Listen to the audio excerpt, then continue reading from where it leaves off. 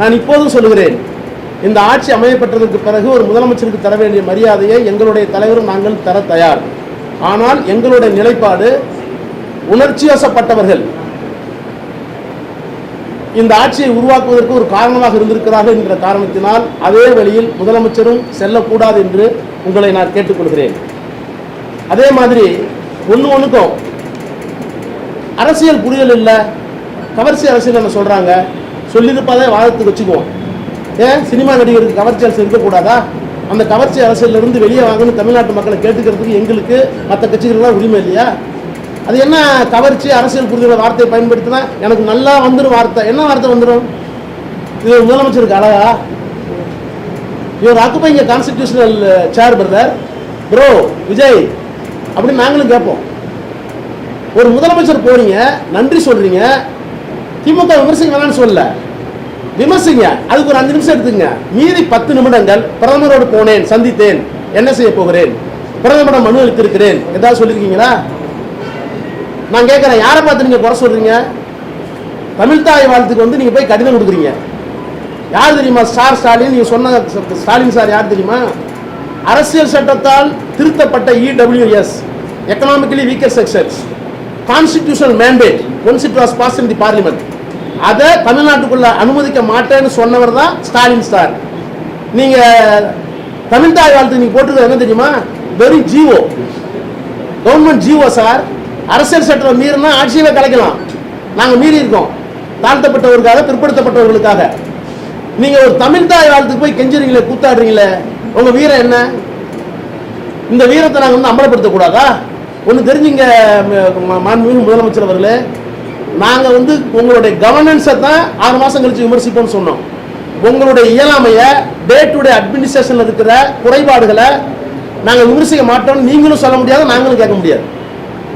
நாங்கள் day to day அட்மினிஸ்ட்ரேஷனில் சொன்னால் இவ்வளோ கொலை நடக்குது, கொள்ளை நடக்குது, இவ்வளோ வந்து கற்பழிப்பு நடக்குது, பாலியல் தொந்தரவு நடக்குதுன்னு சொன்னால் நீங்கள் உடனே விமர்சிக்கிறீங்களேன்னா, நீங்கள் சொன்னீங்களே நான் வந்த உடனே எல்லாம் சரியாகின்னு சொன்னீங்களே. சரி, பணம் இல்லை, நிதி நிலைமை சீர் செய்வதற்கு 6 மாதம் ஆகலாம் அல்லது 2 வருஷம் ஆகலாம். சட்டம் ஒழுங்குக்கு என்ன பிரச்சனை? போலீஸ் உங்கள்கிட்ட தானே இருக்கு, துப்பாக்கி உங்க கையில் தானே இருக்கு, டிரான்ஸ்ஃபரிங் அத்தாரிட்டி நீங்கள் தானே, அதுக்கு என்ன காலவாசம் வேணும்னு கேட்குறேன். உளவுத்துறை சரியாக வச்சுக்க வேண்டியதானே நீங்கள்? உங்களுடைய உரையில் அப்புறம் வேற என்னெல்லாம் சொல்றீங்க? இப்போ தமிழ்நாட்டுக்கு அவர் கையெழுத்து போட்டதில் சிங்கப்பெண்ணு ஒரு திட்டம் கையெழுத்து போட்டீங்க.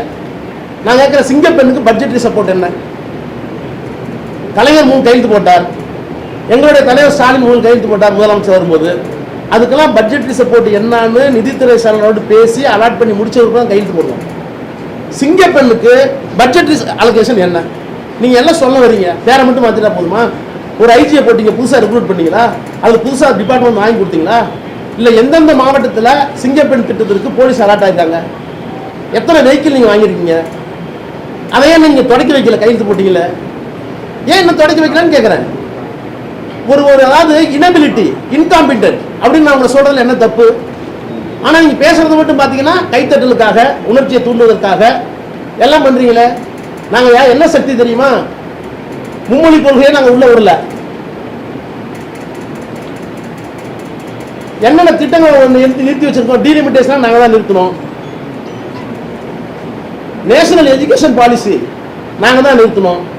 பிஎம்ஸ்ரீ 2500 கோடியா இழந்தாலும் பரவாயில்ல, 10,000 கோடி கட்டப்பட்டாலும் பரவாயில்ல, மாநில உரிமை விட்டு கொடுக்க மாட்டோம் மோடி அவர்களே, நான் இதுக்கெல்லாம் பயப்பட மாட்டேன் அப்படின்னு சொன்னவர் தூர சக்தியாம், ஓர சக்தியாம், கோர சக்தியாம், பார சக்தியாம், தூர்ந்து போன சக்தியாம். ப்ரோ விஜய் ப்ரோ, எங்க ப்ரோ போச்சு உங்களுடைய சக்தி? பிஎம்க்கு முன்னாடி முடியாதுன்னு சொல்லிட்டு வாங்க ப்ரோ. ஏன் ப்ரோ? அந்த chief minister bro, why bro, ஏன் பேசாம வந்தீங்க? ஏன் ப்ரோ பிரஸ்ஸை பார்க்கறதுக்கு தைரியம் இல்லை ப்ரோ? ஏன் ப்ரோ எழுதி கொடுத்த ஸ்கிரிப்டுக்கு இவ்வளவு நேரம் வீரம்? உங்களுக்கு எவ்வளவு பிரச்சனை இருக்கு? பாசிசத்தை எதுக்குறோம், பாயாசத்தையும் எதுக்குறோம் நீங்க. ரைட், பாயாசத்தை முடிச்சிட்டீங்க. பாசிசத்தை என்னாச்சு ப்ரோ? திருவள்ளூர் காவி கலர் போட்டிருக்காரு கவர்னர். உங்க அமைச்சர் கேட்டாங்க, என்ன சொல்றாங்க? அதை இப்ப பத்தி பேச வேணாம். எப்ப பேசுவீங்க? திருவள்ளுவர் எங்களுடைய இனத்தினுடைய, மொழியினுடைய, கலாச்சாரத்தினுடைய அடையாளம். பிறப்புக்கும் எல்லாம் உயிருக்கும் எம்பளம் போட்டுக்கிட்டா பத்தாது. திருமணருக்கு வந்து இங்க காவி சாயம் பூசுறது நான் இப்ப பேச மாட்டேன்னு சொன்னா, எங்களுடைய மொழியை இனத்தை தாழ்த்துகிற ஒருவரை கேள்வி கேட்பதற்கு துப்புள்ளாத ஒரு சக்தி எங்களை பார்த்து தீய சக்தி தூர சக்தின்னு சொல்லுவீங்களா? நீங்க என்ன சக்தி? நார சக்தியா? கேட்க மாட்டோமா? அப்புறம் நாங்க சாதி மதம் பணத்தை எல்லாம் உடைச்சிட்டீங்க. நீங்க சாதி பார்த்து கேண்டிடேட்டே போடல, நீங்க மதமே பார்க்கல. கையில ஒரு மதம், நெத்தியில ஒரு மதம், பதவி ஏற்றுக்கும் போது ஜோசப் விஜய் என்னும் நான் அது ஒரு மதம். என்ன bro? Total contradiction bro, bundle of contradictions. இந்த பண்டில் ஆஃப் கான்ட்ரடிக்ஷன் பேரை நான் தாண்டி வந்துட்டாங்கிறது இல்லை, அதெல்லாம் உள்ள மறைச்சு போட்டு வச்சிருக்கேன்னு அர்த்தம். அதை விட பெரிய கொடுமை, இந்த திருச்சி கிழக்கு தொகுதி வந்து என்னுடைய செல்லை பிள்ளைங்கிறாரு. ஐயோ ஜனங்களே ஜாக்கிரதையா இருக்கு. நான் இப்ப என்ன கேட்கிறேன், இதெல்லாம் ஒரு சீஃப் மினிஸ்டர் பிரச்சனை. ஒரு சீஃப் மினிஸ்டருக்கு முன்னாடி என்னென்ன பிரச்சனை இருக்கு? தமிழ்நாட்டுக்கு தர வேண்டிய உரிமைகளை தந்தீங்களா? இன்னைக்கு டி.கே. சிவகுமார் பக்கத்து மாநிலத்துடைய முதலமைச்சர் பேசியிருக்காரு. திமுகவும் ஸ்டாலின் இருக்க வரைக்கும் தான் எங்களுக்கு பிரச்சனை, மேகதாதுக்கு இனிமேல் எங்களுக்கு பிரச்சனை இல்லைங்கிறார். இதை கேட்டதற்கு பிறகு இந்த காங்கிரஸ்காரர்கள், இங்க இருக்கிற 2 அமைச்சர்கள் அதுக்கு எதிர்வினையாற்றிருக்கீங்களா? முதலமைச்சர் அவர்களே உங்களை சொல்றாரு, நீங்க ஒரு ஆளே இல்லைன்றாரு, அவரு எங்களுக்கு பிரச்சனையே இல்லைன்றாரு.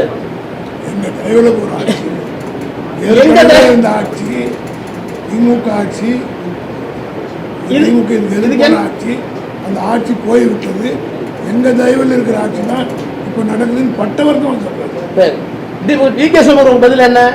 அப்புறம் பச்சை துண்டை போட்டு சொன்னீங்களே, நான் விவசாய மகனாக பிறப்பாமல் இருப்பதற்கு வருத்தப்பட்டேன். நான் விவசாய வீட்டு புள்ள, 8வது புள்ள, நான் கடைசி புள்ள. எனக்கு வந்து ஏறு ஓட்ட தெரியும், தண்ணி பாய்ச்ச தெரியும், உழவு ஓட்ட தெரியும், வண்டி மாடு ஓட்டிருக்கேன், எல்லாம் பண்ணியிருக்கேன். நீங்கள் ஐயோயோ எனக்கு விவசாய பிள்ளையா பிறக்காம போயிட்டு இருக்கீங்க. இன்னைக்கு பார்த்தீங்களா டிவியை? விவசாயிகள் போராடுறாங்க, பணமா நடிச்சுக்கிட்டு போராடுறாங்க, இந்த ஆட்சியில் நாங்கள் பணம் ஆகி கொண்டிருக்கிறோம்னு. இன்னொன்று கேட்குறேன், எங்களை 6 மாதம் கேள்வி கேட்காதுன்னு சொன்னீங்களே, நீங்கள் 6 மாதம் இல்லை 6 வருஷம் கூட நீங்கள் கேள்வி கேட்கல. உங்களுடைய தேர்தல் அறிக்கையில் உங்களோட நடத்தையில நாணயம் இருக்கா? ரிசர்வ் பேங்க் கைட்லைன்ஸ் இல்லாமல் நீங்கள் விவசாய கடனை முழுசாக தள்ளுபடி முடியாது. 2025 கைட்லைன்ஸ். நீங்கள் 2026 தானே தேர்தல் அறிக்கை தயாரிக்கிறீங்க. அந்த அறிக்கை தயாரிக்கும் போது இப்படி ஒரு சட்டம் இருப்பது என்பதை தெரியாமல் கூட ஒரு அரசியல் கட்சி நீங்க வந்து தேர்தல் அறிக்கை கொடுத்தா உங்களுக்கு என்ன பேர் வைக்கலாம்? ரொம்ப கல்வியாளர்கள் பேர் வச்சிடலாமா? மெத்த படித்தவர்கள் பேர் வச்சிடலாமா? பேர் அறிவாளர்கள் பேர் வச்சிடலாமா? ஞானிகள் பேர் வச்சிடலாமா? நீங்களே ஒரு வார்த்தையை சொல்லுங்களேன். அப்ப நீங்களே ஒரு வாக்குறுதி கொடுத்துட்டு அதை முடிக்க முடியாம இப்ப புது புது சீனிங்களா இருக்கிறீங்க. 200 யூனிட் கரண்ட்டுக்கு. அப்புறம் கச்சத்தீவு வந்து நீண்ட நாள் எங்களுடைய தமிழர்களுடைய பிரச்சனை, மீனவர்களுடைய பிரச்சனை. அதை கேட்டிருக்கேன்னு சொல்லுங்க, கேட்போம்னு சொல்லுங்க, போராடுவோம்னு சொல்லுங்க, ஒத்துக்கிறோம். அதுல அரசியல் சட்ட சிக்கலே இருக்கு.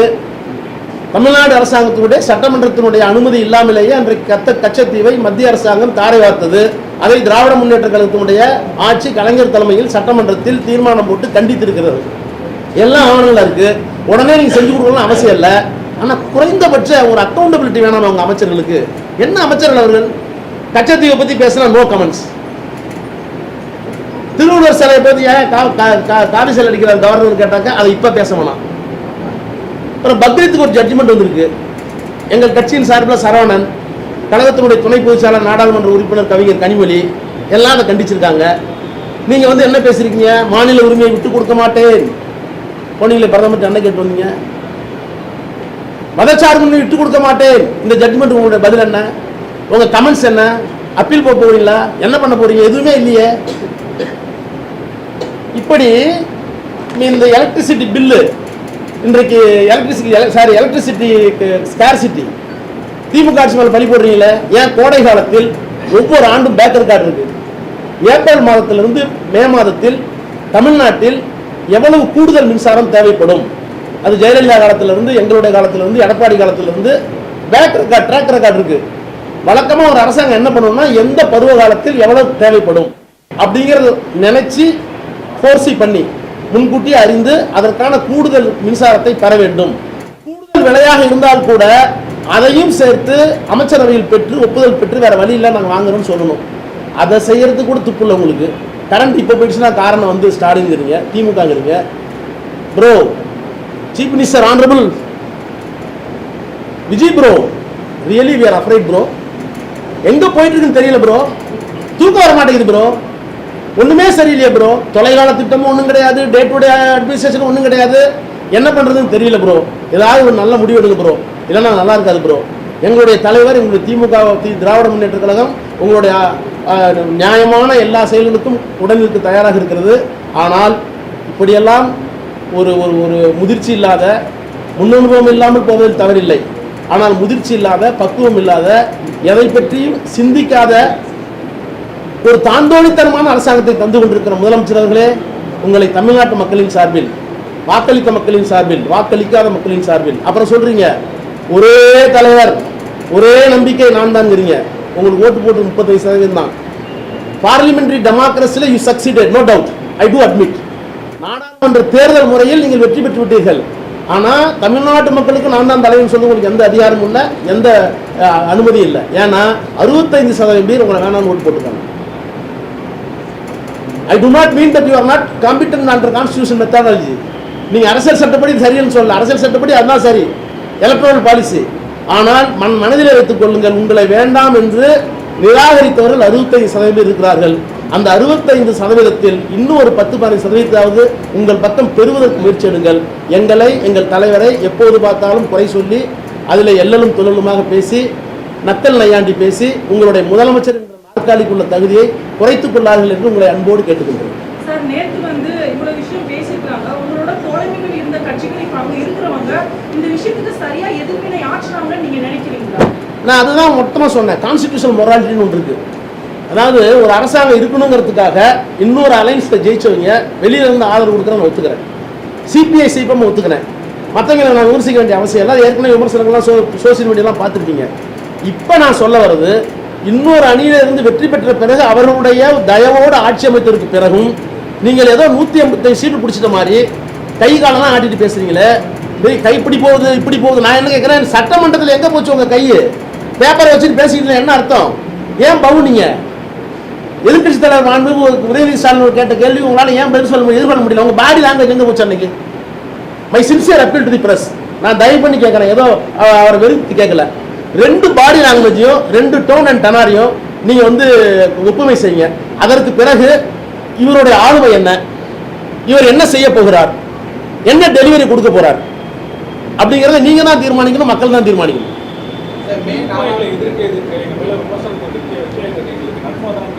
என்ன விமர்சனம் வச்சிருக்கோங்க? என்ன விமர்சனம் வச்சிருக்கோம் மேல சொல்லுங்க பாப்போம். ப்ரோ, என்ன விமர்சனம் சொல்லுங்க. பிரைம் மினிஸ்டர் போனீங்க sir, there must be accountability. You are elected chief minister, you met the prime minister. Is it not our right to get information from you, or is it not your duty to disclose what happened with the prime minister? என்ன press பார்க்க வரீங்க? நாலாவது தூர் sir. அது நானே தப்பு பண்ணா வெளியே கொண்டு வரதான், தப்பா இருந்தாலும் தப்பு தான். 1,70,000 கோடி சொன்னது நீங்க தான், அது இல்லைன்னு சொல்லி விரிவு செயற்பாடு ஒத்துக்கிட்டது நீங்க தான். But it need in democracy. எதுவுமே நான் பார்க்க மாட்டேன்னா இதெல்லாம் சும்மா ஒரு கூட போட்டுக்கிறது. நீங்க எதுக்கு நாங்க பாத்துக்கிறோம். இதெல்லாம் இதெல்லாம் ஒரு முதலமைச்சருக்கு பேசாதலாம், இந்த நையாண்டி நக்கல்லாம். இதெல்லாம் அது தாவேக வளர்ந்த 2ஆம் கட்ட தலைவர்கள் பேசிட்டோம். அல்லது ஒன்றும் தெரியாத அமைச்சர்கள்லாம் போயிருக்காங்கல்ல, யார் சுற்றுலாத்துறைக்கும் சுற்றுச்சூழலுக்கும் சுற்றுலாத்துறைக்கும் தெரியாத அறிவுஜீவிகள்லாம் இருக்காங்கல்ல, அவங்க பேசிட்டு போட்டோம். அதெல்லாம் இவர் பேசக்கூடாது. மாணிக் தாக்கூர் ஒரு விமர்சனத்தை வச்சிருக்காங்க. மே 4ஆம் தேதி அதிமுக கூட்டணி பேச்சுவார்த்தைக்கு ஆர்எஸ்எஸ் பேச்சு தெரியுதா? ஆர்எஸ்எஸ் உதவிச்சுனாலும் அண்ணன் மீட்டிங் நடந்ததாகவும் சொல்றாரு. அவர் எங்க இருந்து பார்த்தாரு சார்? அவர் எங்க இருந்து நான் வாதத்துக்காக சொல்றேன். திமுகவிலையோ அதிமுகவிலையோ 2ஆம் கட்ட 3ஆம் கட்ட தலைவர்கள் இது என்ன ஒரு ஒரு புதுசா இருக்க தமிழ்நாட்டுக்கு இது நல்லதா, ஏன் நம்ம திராவிட சித்தாந்தத்துல ஒண்ணுதானே அப்படின்னு முயற்சி பண்ணி பேசி இருக்கலாம். ஜனநாயகத்தில் பேசக்கூடாதுன்னு ஒன்று கிடையாது. But what was and what is the consistent stand taken by mister M K. Stalin. எங்க கட்சியினுடைய தலைவர் எடுத்த திடமான முடிவு என்ன சார்? பாரதி 2 பேர் பேசியிருப்பாரு, நான் 2 பேர் பேசுவேன். ரைட் சார், இந்த கட்சியில் இருக்கிற ஜனநாயக உரிமையை கலைஞர்கிட்டே ஸ்டாலின்ட்டே எதிர்க்கிறதே நான் பேசுவேன். நான் என்ன ஒரு பட்டணத்தை உண்மையை சொல்லட்டுமா? இந்த அரசாங்கத்தை எதிர்த்து ஓட்டு போடணும் வேணாம் வேணாம். நான் கொஞ்சம் பேர் நான் ஓட்டு போடணும்னு சொன்னேன். இல்லை ஓட்டு போட வேணாம்னு ஒரு முடிவு எடுத்தோம். But it was my right. ஏன் என்னோட தலைவர்கிட்ட ஓட்டு போடணுங்க, கருத்தை எதுக்குனுங்க, இல்லைன்னா மக்கள் எனக்கு தப்பா நினைப்பாங்க அப்படின்னு நான் சொன்னேன். ஏன் கருத்து கொஞ்சம் சீரியஸ் வேணாண்டாங்க. அப்புறம் கொஞ்ச நேரம் பேசணும். இதுல என்ன பிரச்சனைன்னு கேட்குறேன். உடனே ரொம்ப பெரிய அப்படியே கண்ண இருக்கு. நான் என்ன கேட்குறேங்க, நீங்க வந்து மற்றும் சிலர் அல்லு சில்லு அவங்களோட போய் டீ குடிச்சு காபி குடிச்சு போட்டா எடுத்துட்டு வெக்க இல்லாம சாலை போட்டுட்டு அவன் சாலை போட்டு நீங்க போடுறதை வாங்கிட்டு வந்து நாங்க பண்ணோம்னா என்ன பண்ணிட்டு கேட்குறேன். Sir what is stand of DMK, what is stand of leader, அபிஷியலா என்ன வருதுன்னு பார்க்கணும். அதுக்குள்ள டிஸ்கஷன் ஆயிரம் நடந்திருக்கலாம். நம்ம சைபர் பொதுக்குள்ள கூட்டணுமா? கேட்டா பாரதி வீட்டுல என்ன நடந்துச்சு, ராஜா வீட்டுல 2 பேர் நடந்துச்சு, இளங்கோ வீட்டுல நடந்துச்சு. என்ன நடந்துட்டு போகுது, ஜனநாயகத்தில் நடக்குது சார், தப்பு இல்லை. Allegation, counter allegation, quite common in democracy. It should be. முந்தைய அக்ஷரா காரணம், இப்ப நடக்கிற பல்வேறு சட்ட ஒழுங்குகளுக்கு முந்தைய அக்ஷரா காரணம். ஆனா எங்க மேல என்ன பழி சுமத்தினாலும் நாங்க மக்களோட முன்னிலை விஜய் பேசியிருக்காரு. இது எப்படி பாக்குறீங்க? இது நீங்க பிரஸ் தானே, அவர் சொல்லிட்டு வரல, எங்கள்கிட்ட வந்து கேக்குறீங்கல்ல. இப்ப நடக்கிற கொலைக்கு கொள்ளைக்கு பாலியல் வன்முறைக்கு எப்படிங்க பழைய அரசு காரணமாகும்னு அவர்கிட்ட கேட்டீங்களா? அது கேட்டீங்களா? என்னங்க கவர்மெண்ட் மாறிடுச்சு, ஆபீசர்ஸ் மாறிட்டாங்க, மெஷினரி மாறிடுச்சு. You gave A clear signal. நான் பழைய ஆட்சி மாதிரிலாம் இருக்க மாட்டேன், ரொம்ப ஸ்ட்ரிக்டா இருப்பேன், சட்டம் ஒழுங்கா சரியா இருக்குன்னு சொல்லிட்டீங்க. தி மெசேஜ் சென்ட் அனுப்பிச்சிட்டீங்கல்ல. அதுக்கு பிறகு கொலைகள் நடக்குது. அதுக்கு எப்படி மு.க. ஸ்டாலினும் பழைய அமைச்சரவையும் பழைய கவர்மெண்ட் காரணமா இருக்கும்? தூத்துக்குடியில ஒரு தாவேக்கா நிர்வாகி இன்னைக்கு வந்து பாத்துருக்கேன். நான் என்ன கேட்கறேன் உங்கள்கிட்ட, நீங்க ஏன் தயவு பண்ணி ஏன் கேள்வி கேட்க மாட்டேங்கிறேன்னு கேட்கறேன். சார் நேருவே இந்திரா காந்தியை கலைஞரை நீங்க பாத்துருக்கீங்கல்ல, நீங்க எங்கள்கிட்ட கேட்கறீங்களே தவிர அவர் சொல்றாரு முதலமைச்சர் அவங்களை இப்படி சொல்றது நியாயமா, இது உங்களுக்கு தார்மீக உரிமை இருக்கா, தப்பு இல்லையா அப்படின்னு ஒருத்தர் கேட்க மாட்டீங்களா?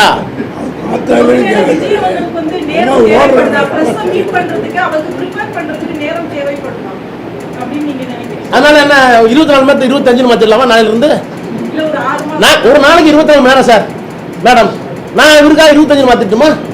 360 நாள் இன்னொரு 10 நாள் எக்ஸ்டெண்ட் பண்ணிடலாமா? எதுக்கு நேரம் கேட்கிறேன் சார். பிரஸ் பாக்குறது வந்து it's a part and parcel of your duty to discharge the constitutional functions.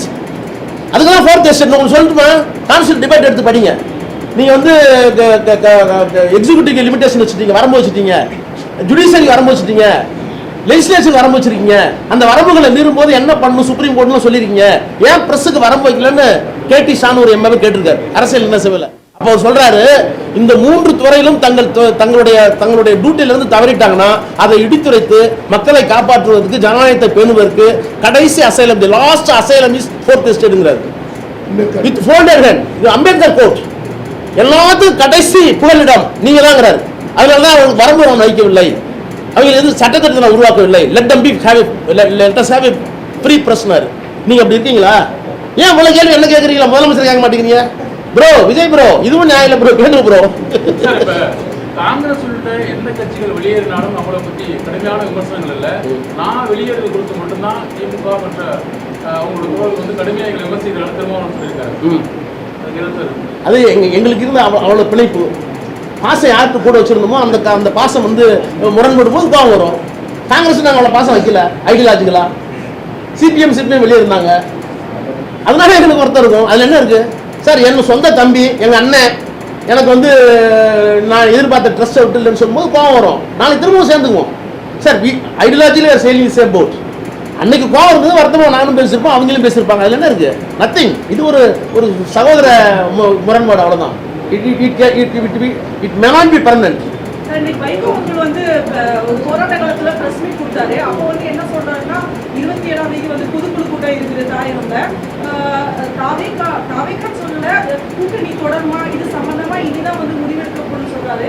சீட்டு குறைவா கொடுத்தது வந்து தொண்டர்கள் மத்தியில கொந்தளிப்பு இருக்குது, அந்த மாதிரி வார்த்தையெல்லாம் யூஸ் பண்ணிருக்காரு.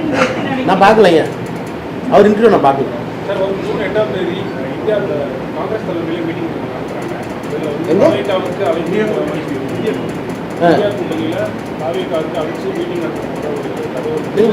சொல்றாங்க என்னன்னு தெரியல, அபிஷியல் தெரியல. இல்ல டிவியில பார்த்தேன், இன்னும் யாருக்குமே அழைப்பு வந்த மாதிரி தெரியல. எல்லாம் கேசியங்கள் வருது, உங்க டிவியில வருது, அழைக்க போறாங்க, திமுக போகுமா சார்? உங்களுக்கு தான் சொல்ல வேண்டிய அவசியம் இல்லையே, எல்லாத்தையும் போட்டு இன்னும் ஒரு 10 வருஷத்துக்கு இங்க ஆள போகும்போது திமுக ரெஸ்ட் எடுக்கிறதுக்கான யாரு ஏங்க இப்போ அவர் வந்து திருச்சியில் பேசின பேச்சுக்கே நான் பதில் சொல்லிட்டேன். அப்புறம் இன்னும் அவரெல்லாம் பேசலாம் நான் தான் சொல்லிட்டேன்னா அது இதுக்கு மேலே நான் வார்த்தையை கடுமையாக பயன்படுத்த முடியாது. அவர் சொல்கிறாரு அவ்வளோதான். ஒரு உட்டோப்பியன் ஒரு வேர்டு தெரியுமா? யூஆர் லிவிங் இன் உட்டோப்பியன் வேர்ல்டுமாங்க. அது மாதிரி ரைட். இது ஒரு தேர்தலில் வந்து ஒன்றும் சிங்கிள் ஃபுல் மெஜாரிட்டி கொடுக்கல, ஒரு ஃப்ராக்சர்டு மெஜாரிட்டி தான் கொடுத்துருக்காங்க, 107 தான் கொடுத்துருக்காங்க. நீங்கள் கான்ஸ்டியூஷனில் பார்த்தீங்கன்னா கவர்னர் முதல் நாள் ரிஜெக்ட் பண்ணார். என்ன ரிஜெக்ட் பண்ணாருன்னா சிங்கிள் மெஜாரிட்டி சொல்லலை அப்படின்னாரு. இந்த மாதிரி ஒரு ஃபிஷி சூழ்நிலையில் ஒரு கவர்மெண்ட் ஃபார்ம் ஆயிருக்கு. பேசுவார், அதை வச்சுட்டு பேசிக்கிட்டேன்.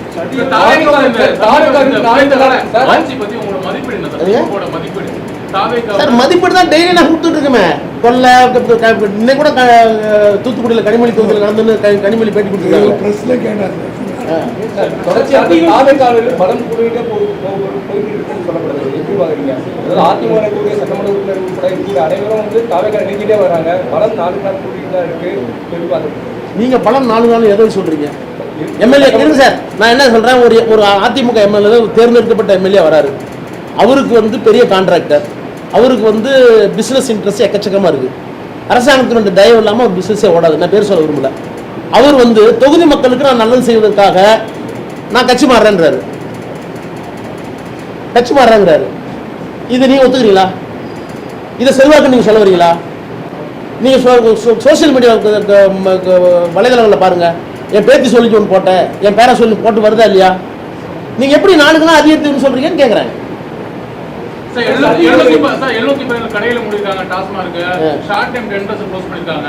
இது எல்லாமே ஒரு நல்ல அப்ரோச் தான பாக்க. மணமகள் மன்றத்தில் கிடைக்குது தெரியுமா? இப்போ நீங்க எங்க க்ளோஸ் பண்ணீங்களோ பக்கத்துல மணமகள் மன்றத்தில் விற்கிறாங்க.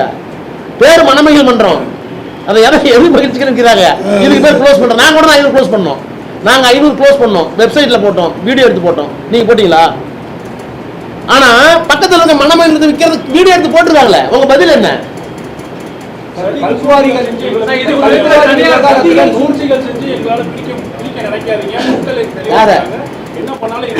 நாங்க என்ன சூழ்ச்சி சொல்லணும்னு சொல்லுங்க sir. Sir sorry to say பைத்தியக்காரத்தனமா இருக்கு. ஏதாவது சூழ்ச்சி செய்கிறாரு, சூழ்ச்சி என்னன்னு சொல்லிட்டு சொல்லுங்க. It is bounded duty of myself to give the answer.